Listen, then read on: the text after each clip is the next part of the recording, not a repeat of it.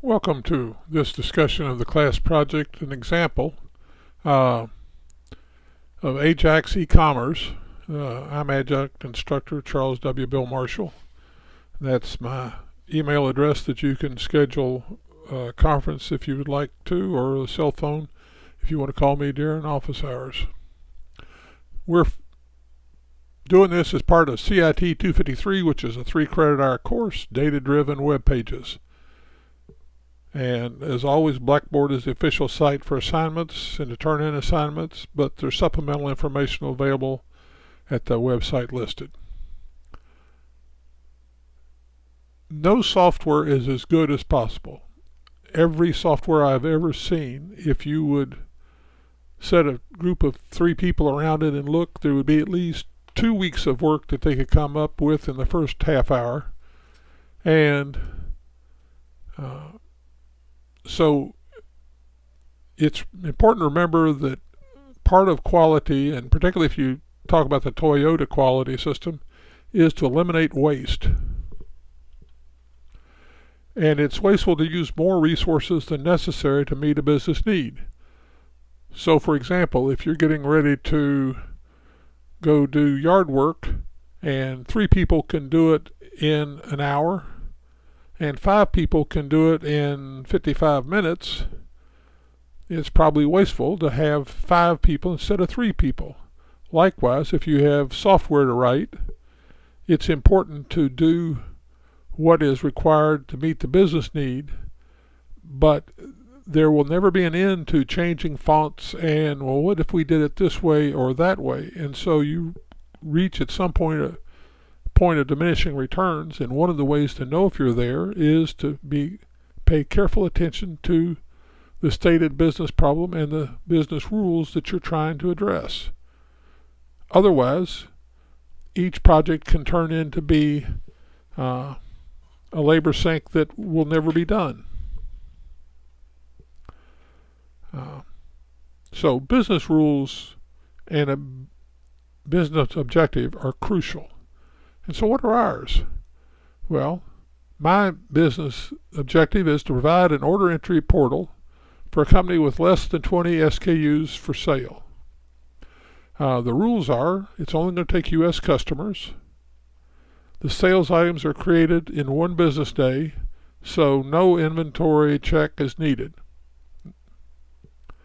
And there's another place that I could improve it. That needs to be NO instead of O.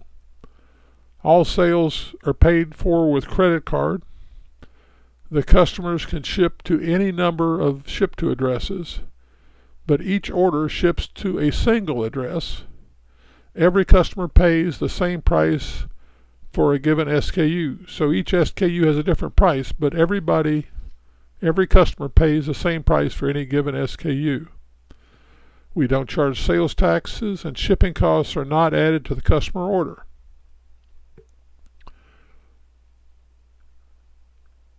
So we're going to use a MySQL database running on a Windows 10 PC that we've already created at earlier points in the class. And here is an example of the database we're setting. I called the database CIT253ecom. It has order entry detail, order entry header, products, ship to addresses, and users.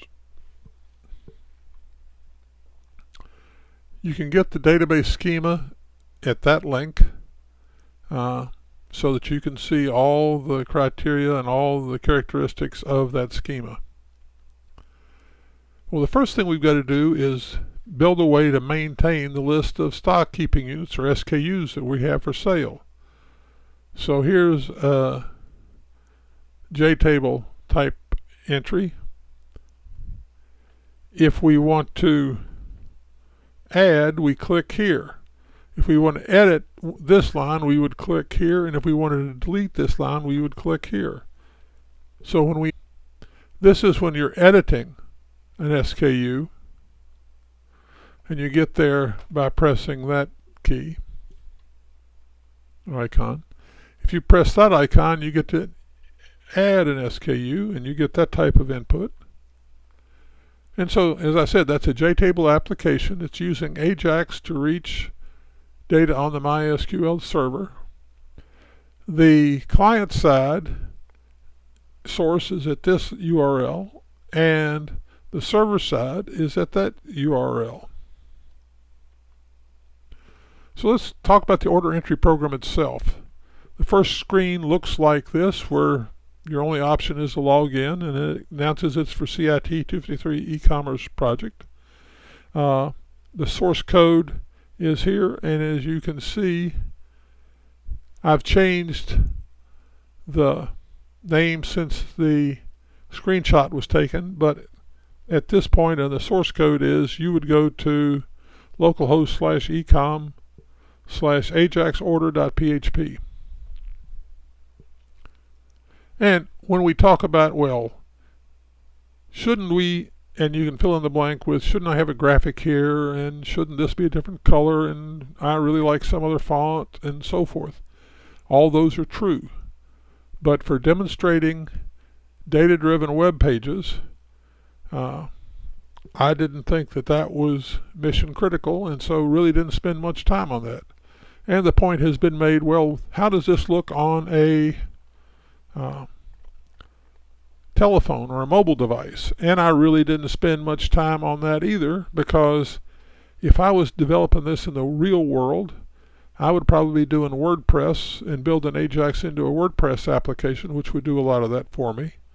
But I'm, in this example, worried about using AJAX to do data-driven web pages.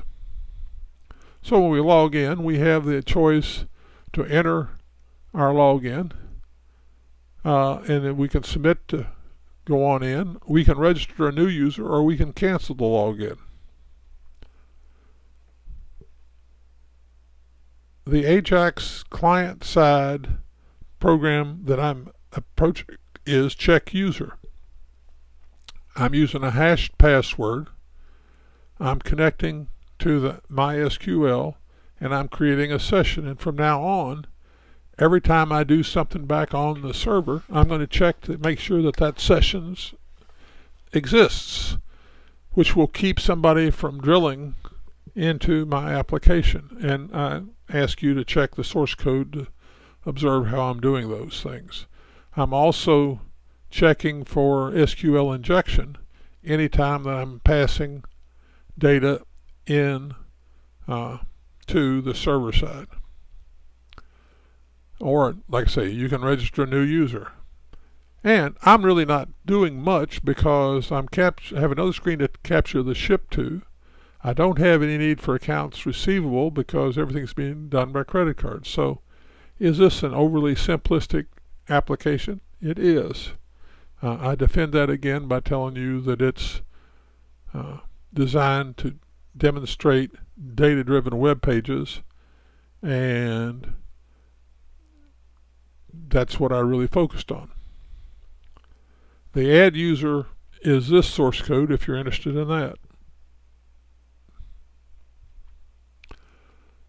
The initial screen once logged in looks like this, and by the time you get here, we've already run this AJAX code on the server to fetch back all of our SKUs that we have the ability to do.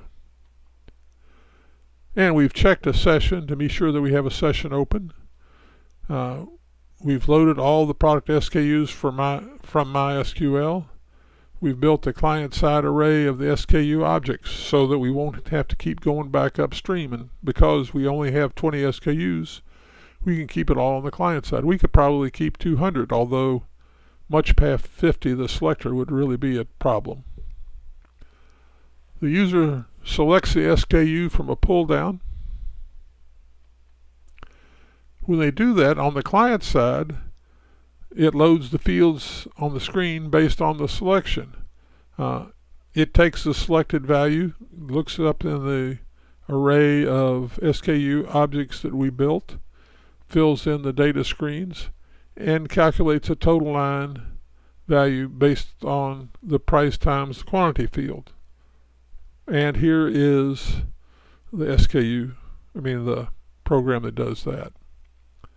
Okay, once the SKU is selected, we really don't have to go back to the database or the server for a good while. If somebody changes the value,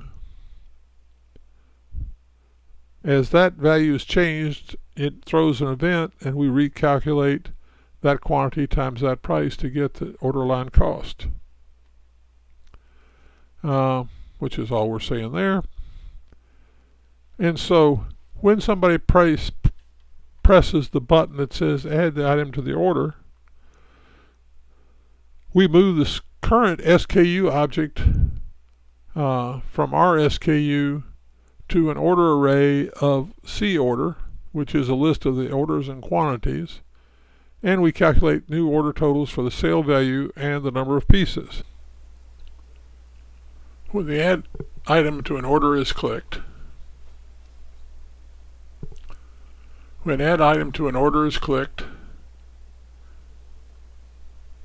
the line is going to come down here. We will have the new order total, quantity, piece count, and the extended money.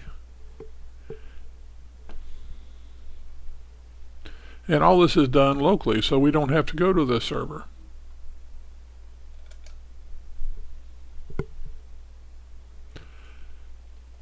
We can pick a second thing, set whatever quantity we want, and press the add, and we get two lines. Still working all locally on the browser. If we decide we wanted to remove one, we would have clicked this remove button. It would ask us, are you really sure you want to do it? And if we said okay, we'd get this presentation. Now, comment could be made that, well, you don't have a way to edit a line, and that's true. But it's so easy to add lines and delete lines that, to me, if you put a line down here and you decide that quantity is wrong or whatever, you remove it, put it down again. Absolutely no problem. If we press checkout, which was this button over here, the first thing we got to do is pick where we want to ship it. But we have the ability with this button to add a ship to. And if we were going to, we've got to tell the first name, last name, the street address, the city, the state, and the zip. And as with everything else, you could add lots more, but I'm trying to show functionality as opposed to everything that every specific instance wants. And once you fill in the blanks, you can either press submit to add that to your record of ship tos, or you can cancel. If we cancel the ship tos, we're left with our original two. We can simply choose which we want by pressing the pick button, and that picks the order ship to. Once we've picked the ship to, we have everything ready to place the order. We know what we're going to buy. We know where we're going to ship it. We can place the order, or we can order more and break out of the loop and go back and add more product. Or we could come over here and log out. If we press to place the order, our credit card logic would go here. And quite frankly, I haven't put the credit card logic in because of several things. This is running on localhost and doesn't have any DNS services. So that causes problems getting to third-party credit card providers. And I quite frankly think that unless you're working on a really big scale, trying to store credit cards on your own system is just too fraught with danger and chances of malfeasance and getting drilled and so forth, so that until I got to be a fairly substantial size, I would always use a third-party credit card service provider. And none of them will work with somebody who doesn't have a certified SSL, and being that we're only on localhost, we didn't spend the money to get a certified SSL cert, so I basically decided that to demonstrate database web pages, we could simply have a stub here that says, hey, we're going to put the credit card logic here, and that would be good enough. Once the credit card has been serviced and we've written the disk, all of the order, and it shipped to information and so forth, we come back and acknowledge that, hey, that part of the process is done, and the user's presented with this screen. They can pick your next item, or they can log out. And if they press log out, that closed session is going to be at this URL. And that's interesting if you want to look at the source code behind this. And when they log out, they're presented with that screen where they can log back in again. So let's look at our application in its native environment. Here we are on Windows Virtual Machine, and we've got the browser up, and we're going to localhost ecom ajax order.php, and if we log in, we're given a place we can log in. Because I'm using Firefox, it remembers my username and password and so forth, which is really nice when you're doing a lot. If you want to register a new user, you would simply come here, fill this in. We don't want to register a new user, so let's go back and log in. And so we have the chance to pick an order. At this point, Ajax has gone out to the server and brought back all the SKUs that we have, and you can see them simply by pulling this selector down. Because our business rules say that we only have 20 SKUs, it's suitable to use a selector like this. So let's say that we're going to pick good stuff as our part number, and we decide that we want to buy 2 of them. And so notice that as I change the quantity, it's changing the line, the extended cost of the line. We can add an order like that. We can go change something else to, if we want to just type in 6, we can. It doesn't. You don't have to do that. Notice that once I left the field and it evaluated the 6, then it changed the price. I can add that. If I wanted to remove an item, I could delete that. Wants to know if I really want to delete it, and I do. So notice that it's changing the extensions, doing all that locally on the browser. If I opt to check out, it says, oh, well, you need to pick where you're going to ship it. And I'm going to ship it to Daffy Duck, and now it wants to know, well, is this really, this is where you want to send it? And so forth. And the answer is yes. So we place the order. And as I said in the PowerPoint presentation, there really isn't any credit card logic here, and I explained to you before, so I won't bore you with it again. But I'm comfortable with web-based data programs really don't need the expense to set up a third-party credit card, and so I didn't. Credit card service provider. So we've done that. It saved the order. I acknowledge that it did that, and so I'm back to where I can either start another order or I can log out. So that's an overview of my sample project for CIT253. And I would just remind you that no software project is as good as possible. This one is certainly not there. But part of the quality is to meet the project's needs, and that's why the business rules are critical. I would submit to you that this demonstrates many of the things we've talked about in class, and I think is appropriate for the scope of work for a 3-hour class. But please understand, I make no sense and no claim that this is the ultimate e-commerce project. A company like Amazon has casts of literally thousands working for decades, and I would bet you that none of them think that they're done. And so when you approach something like this, you have to decide what it is you're trying to do and be very rigorous about when you've accomplished what you were setting out to try to do, stop and go do something else. So that's CIT253, a 3-credit hour course, data-driven web pages. a discussion of the class project example of an Ajax e-commerce application. I look forward to your comments and suggestions. Thank you.